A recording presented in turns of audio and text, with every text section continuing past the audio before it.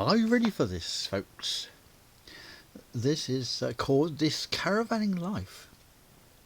Some of you will have received the odd ethereal message from me.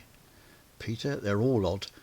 Whilst I have been off on my travels, recounting tales of the behaviour of some caravan and motorhome folk. By popular request, who are these people?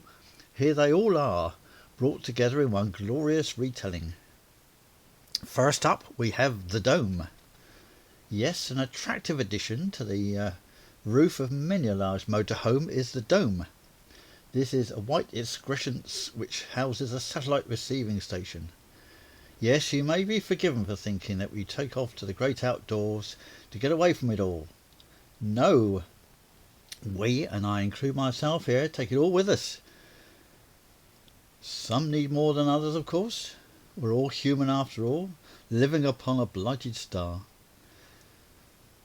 And the thought of missing an episode of Coronation Street is simply too awful to contemplate for some. But there is an alternative to the dome, as we shall read later. Why, oh why, do people herd together? Go to an empty car park and you can be certain that someone will position their vehicle next to you, despite all those other spaces available to them. It is the same on camping and caravan sites.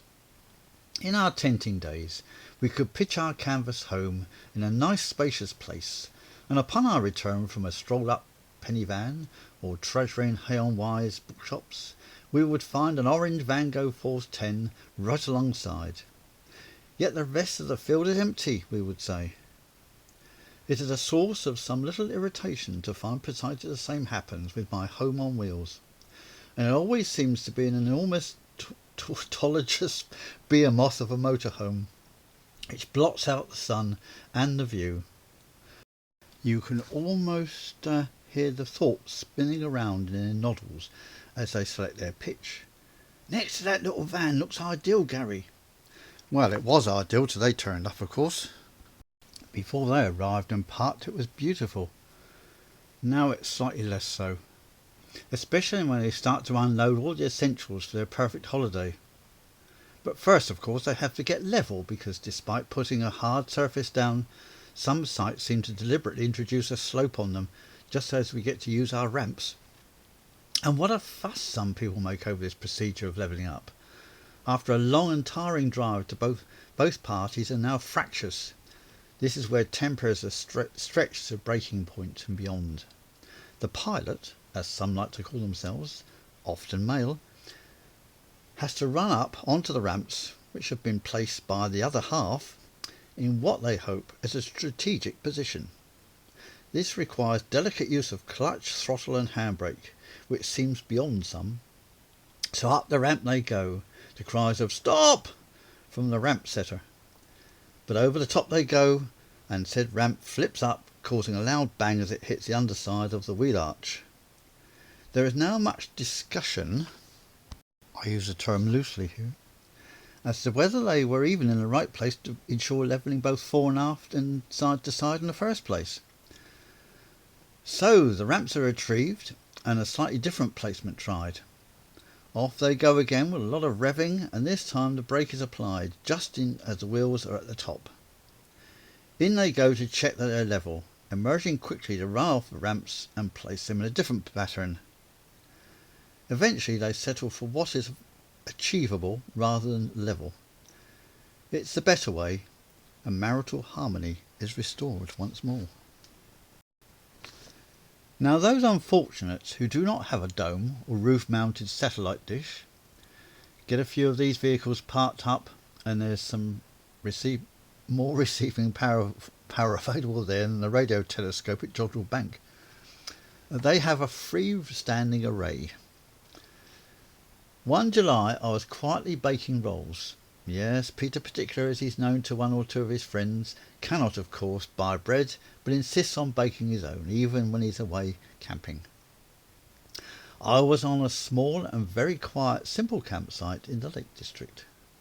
My caravanning neighbour begins to unpack one of those tripod mounted devices from his bespoke protective cloth bag. Clearly this is its very first outing, as all is pristine. He and it's always a male. This is a highly technical bit, of course. So he decides that the very wonderful view we have up the Borrowdale Valley is the perfect location to sight such an instrument.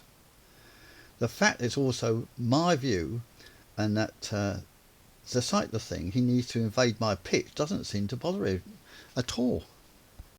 But he's a caravanner, of course, and they are different from ordinary folk. Now, the Borrowdale Valley is known for one thing above all else. It's a very efficient wind tunnel. Get a light breeze and it will often turn into a bit of a blow. My neighbour must be new to all this, as it doesn't seem to have occurred to him. The dish is sighted. A blue lead connects dish to receiving apparatus within the caravan.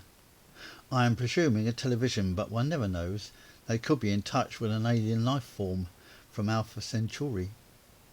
This blue lead is then unravelled and led through an open window. A gust of wind now blows the dish over just as he steps through the door of the caravan. He returns to the dish, sets it back on its little legs, fiddles with a box on its back, which begins to emit whistles and warbles. There's no particular melody that I can detect, so it plainly needs a tuning fork applied somewhere. Back to the caravan now, and yes, over goes the dish again. This goes on for some time. 5 hours on, by now my rolls are baked. I prepared the evening meal and enjoyed it along with a glass of vino, and I'm now reading an improving book. Not this one then. He is still at it. The dish with its 3 little feet has been moved to a new location. He fiddles with the box thing, goes inside to check, it blows over, and so it goes on. Now he's also got a television cable plugged into the caravan site TV booster point running to his van. Seems they intend sitting inside the time they were there, watching the flickering magic lantern, oblivious to the natural beauty surrounding them. Jacques Tati would have made a brilliant film of this.